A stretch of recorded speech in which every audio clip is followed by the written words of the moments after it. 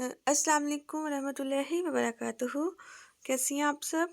तो जी मैं आपकी टीचर मरियम इस्माइल। आज हमारी कुड लैब की सेकंड क्लास है, तो चलिए स्टार्ट करते हैं। आज हम क्या सीखेंगे? आज हम सिंपल सी इमेज किस तरह से एडिट करते हैं वो सीखेंगे। तो इसके लिए हमने सबसे पहले क्या करना है, बैकग्राउंड सेट करना है। तो बैकग्राउंड सेट करने के हमारे पास 2 मेथड है। सबसे पहले आपने क्या करना है, आपने इस वाले ऑप्शन पे जाना है, यहाँ पे आपने क्लिक करना है। इधर क्लिक करने के बाद यहाँ पे ऑप्शन है गैलरी की, यहाँ से भी आप इमेज की सिलेक्शन कर सकते हैं। सेकंड मेथड आपके पास ये है कि आप 3 डॉट्स पे क्लिक करेंगे लेफ्ट साइड पे, यहाँ पे आपके पास इमेज की ऑप्शन है गैलरी की, ठीक है। यहाँ से भी आप गैलरी से इमेज जो हो लेके आ सकते हैं यहाँ से, ठीक है। ये दोनों मेथड हैं, दोनों एक ही तरह से वर्क करते हैं।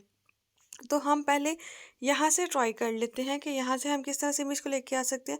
गैलरी पे क्लिक करेंगे, जैसे ही आप गैलरी पे क्लिक करेंगे तो आप अपनी गैलरी में आ जाएंगे। तो यहाँ पे जितनी भी आपकी गैलरी में इमेजेस हैं वो सारी यहाँ पे आपको शो हो जाएंगी। तो यहाँ से आप बैकग्राउंड सेलेक्ट कर सकते हैं। इसके अलावा यहाँ पे आप लेफ़्ट साइड पे 3 लाइंस आपको नज़र आ रही हैं, इस पे भी क्लिक करने के बाद यहाँ से भी आप इमेज की सिलेक्शन कर सकते हैं। जैसे मेरे पास यहाँ पे ये कुछ ऑप्शंस हैं इमेजेस की, डाउनलोड की, जिस भी फोल्डर में आपकी इमेज है आप उस पाथ पे जाके, उस जगह पे जाके इमेजेस को लेके आ सकते हैं। एसडी कार्ड में है तो एसडी कार्ड में लेके आ सकते हैं। इसी तरह से अगर फ़ोटोज़ में है तो यहाँ से भी आप इमेजेस लेके आ सकते हैं, ठीक है। तो डिफरेंट मेथड्स होते हैं, हर मोबाइल का जो मेथड है ना दूसरे से अलग होता है। तो चलें हम इमेज की सिलेक्शन कर लेते हैं। तो मैं ये दोबारा गैलरी में जा रही हूँ और यहाँ पे मेरे पास कुछ इमेजेस हैं, बैकग्राउंड इमेजेस हैं। आज हम जो लिखेंगे ना, आज हम हदीस लिखना जो है वो सीखेंगे कि हदीस किस तरह से लिखते हैं। तो यहाँ से आप कोई सी भी इमेज सेलेक्ट कर सकते हैं। बेसिकली ये मैंने एक इमेज सेलेक्ट कर ली है, ठीक है। इस इमेज को सिलेक्ट करने के बाद यहाँ पे आपके पास डिफरेंट जो है वो रेशियोज़ हैं, ये डिफरेंट साइज़ हैं कि जिनको आप अपनी इमेज के अकॉर्डिंग सेलेक्ट कर सकते हैं, ठीक है। ये आपको बॉक्स सा नज़र आ रहा है, इसके अकॉर्डिंग आप इमेज की सिलेक्शन कर सकते हैं। तो इसी तरह से एक आपको यहाँ पे रोटेट की ऑप्शन भी नज़र आ रही है, ठीक है। ये जो नीचे वाली ऑप्शन है ना, ये रोटेट की ऑप्शन है कि आप अपनी इमेज को किस तरह से रोटेट करना चाहते हैं। तो ये देखें, डिफरेंट टाइप से आप अपनी इमेज को रोटेट कर सकते हैं। तो इसको मैंने रोटेट कर लिया है। तो इसको हम फुल रखने के बाद यहाँ से अगर आपके पास कोई इमेज है सर्कल के फॉर्म में है तो यहाँ से आप सर्कल के फॉर्म में भी इमेज को सिलेक्ट कर सकते हैं। तो मैं यहाँ से इस पूरी ही इमेज को सिलेक्ट करूँगी जो मैंने यहाँ से करना है। पूरी इमेज को सिलेक्ट करने के बाद आप टिक पे क्लिक कर देंगे। एक स्टेप पीछे जाएं, अगेन इसको देख लें, वहाँ से हमारी सिलेक्शन ज़रा थोड़ी सर्कल में थी तो इसको हमने पूरी पे क्लिक कर दिया। गैलरी से जब हम इमेज लेते हैं ना तो हमें ये फ़ायदा होता है कि जो हमारी इमेज का साइज़ होता है ना उसी साइज़ में हमारे कैनवस पे इमेज सेट हो जाती है। नहीं तो एक आपके पास सेकंड वाला भी मेथड है।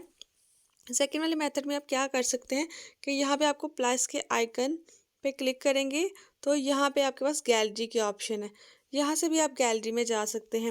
लेकिन यहाँ पे एक छोटा सा फॉल्ट है कि यहाँ से जब हम इमेज सेलेक्ट करते हैं ना, ये हम शेप्स के लिए या वैसे कोई इमेज ऐड करनी हो तो फिर तो ये परफेक्ट है। नहीं तो इससे क्या होगा, मैं इसको थोड़ा सा क्रॉप कर लेती हूँ।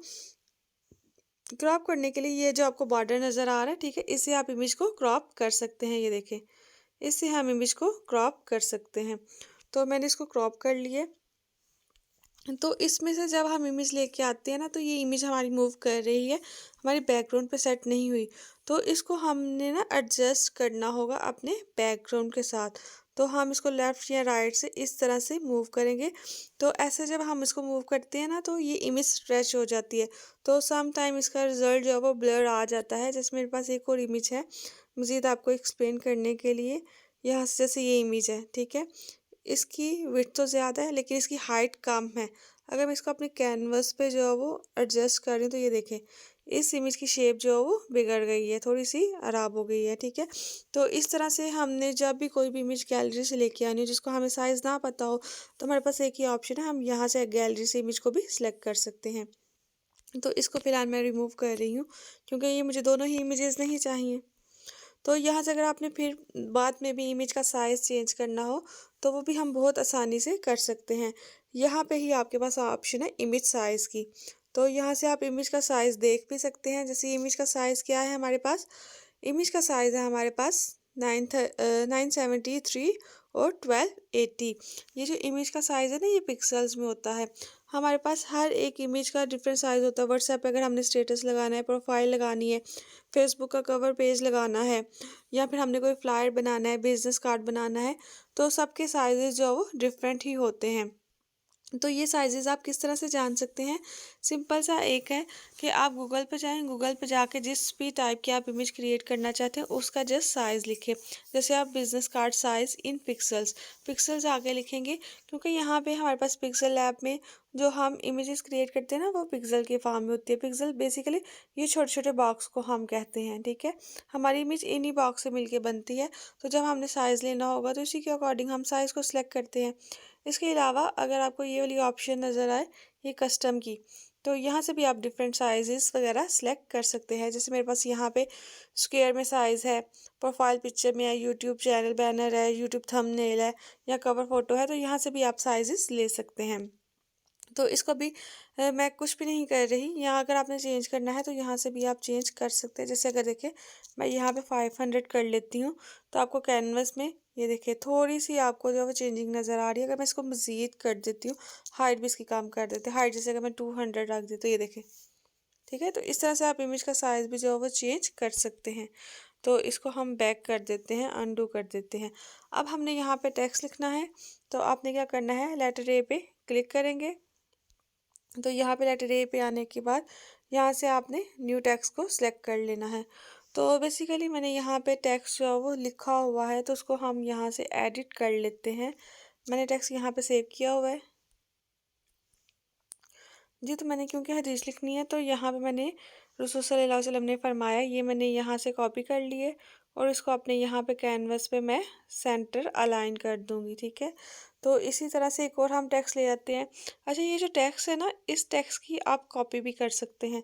यहाँ पे आपके पास कॉपी की ऑप्शन है, ठीक है। तो यहाँ पे आप कॉपी कर लेंगे, तो ये देखें इस टेक्स्ट की कॉपी हो गई है। तो देन आपने क्या करना है, इसको एडिट कर सकते हैं। फिर इसको डिलीट करने के बाद ये जो टेक्स्ट है ना, इसका कलर चेंज करने लगी हूँ। तो यहाँ पे हमारे पास कलर की ऑप्शन है, यहाँ पे कलर में जाएंगे।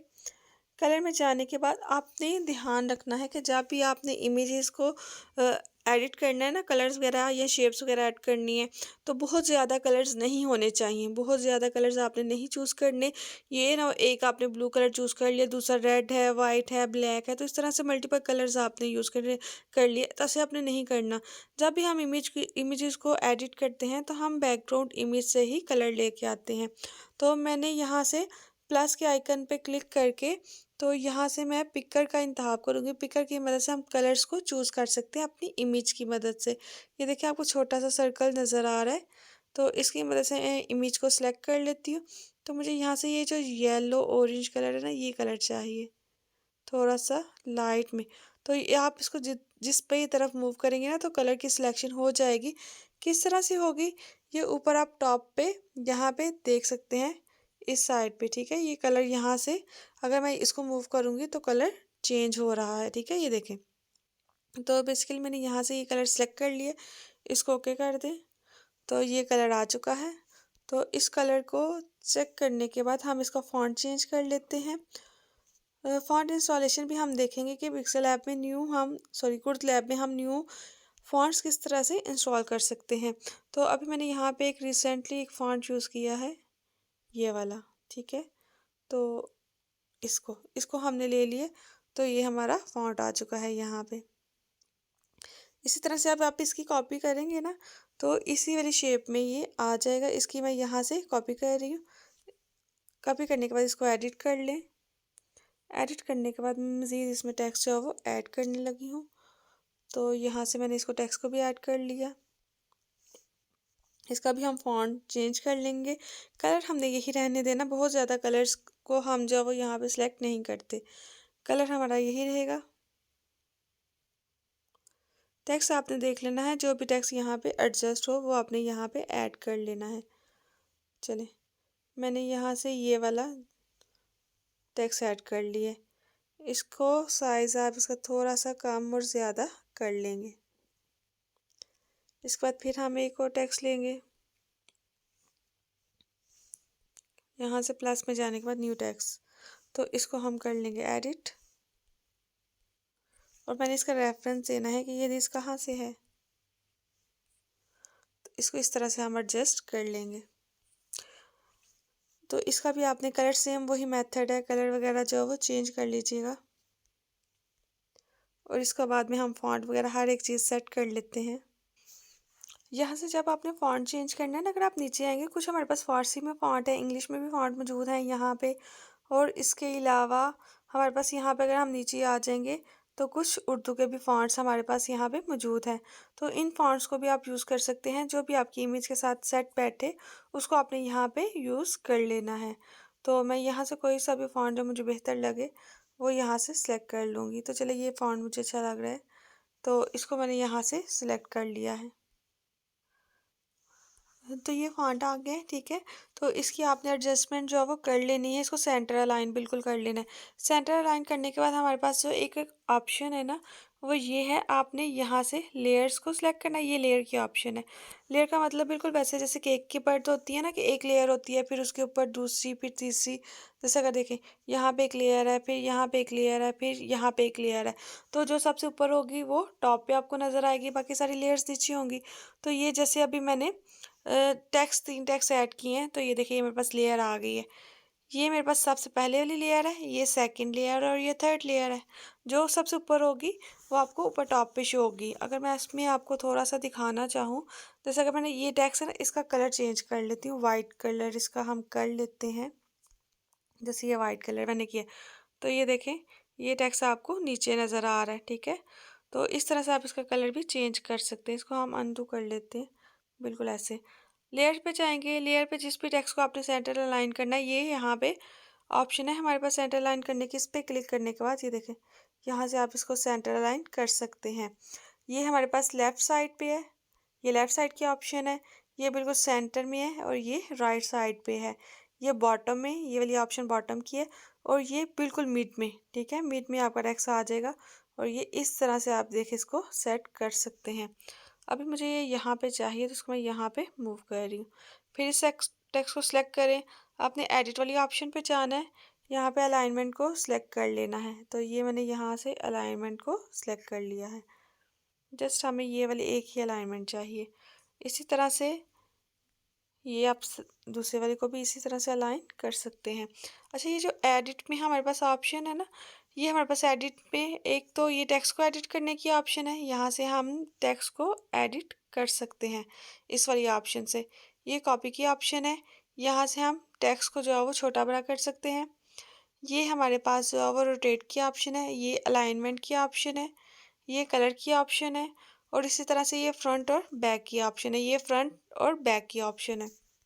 जैसे अगर हमने फ्रंट और बैक का थोड़ा सा कॉन्सेप्ट देख लेते हैं, मैं यहाँ से एक शेप लेके आती हूँ, ठीक है। ये एक शेप आ गई है, एक और शेप ले आते हैं। ये दो शेप्स हो चुकी हैं, ठीक है। ये हमने दो शेप सेलेक्ट कर लिया। अब मैं कहती हूँ ये जो मैंने पर्पल वाली सेलेक्ट किया ना, ये पीछे चली जाए, तो इसके लिए बहुत सिंपल सा है कि आपने लेयर पे जाना है। लेयर पे जाने के बाद यहाँ से आप बैक कर देंगे, तो ये देखें फ़ौरन ही लेयर आपकी जो है वो पीछे चली गई। अगर आप इसको बैक में भेजना है तो इसको बैक में भेज दें, ठीक है। तो इस तरह से आप इनको फ्रंट और बैक पे भी सिलेक्ट कर सकते हैं। एक मेथड ये है, दूसरा ये हम इनको उठा के भी कर सकते हैं। उठा के आप जिस जगह पे लेके आना चाहें लेके आ सकते हैं। तो चलिए, अभी मुझे ये दोनों ही नहीं चाहिए, इनको डिलीट कर देते हैं। तो इस तरह से देखें कितने सिंपल से मेथड से आपने क्या किया, एक हदीस जो है वो एडिट कर ली है। कलर्स के बस सिलेक्शन का ख्याल रखिएगा कि आपने बहुत ज़्यादा कलर जो है वो चूज़ नहीं करने। तो अगर आप खुद से भी टेक्स्ट लिखना चाहते हैं तो एक ही इसका है कि आपने न्यू टेक्स्ट पे जाके यहाँ पे उर्दू में या इंग्लिश में टेक्स्ट को एडिट कर सकते हैं। और दूसरा ये पिक्सल ऐप में भी हमारे पास कुछ टेक्स्ट जो है वो मौजूद है।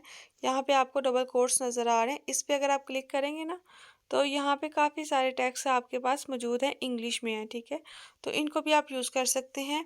इसके अलावा यहाँ पे भी हमारे पास कुछ लैंग्वेजेस हैं, इसमें भी अगर चाहें तो इसमें भी यूज़ कर सकते हैं टेक्स्ट को। तो अभी मैं इसको इंग्लिश में रख रही हूँ। और इसके अलावा यहाँ पे भी हमारे पास कुछ ऑप्शंस है कि आपको कैसे टेक्स्ट चाहिए। जैसे अगर यहाँ पे मुझे फ़नी, तो फ़नी से रिलेटेड आ जाएंगे। अगर आपको मोटिवेशनल चाहिए तो मोटिवेशन से रिलेटेड आ जाएंगे। इंस्पायरेशनल वाले चाहिए तो वो सारे टेक्स्ट आ जाएंगे।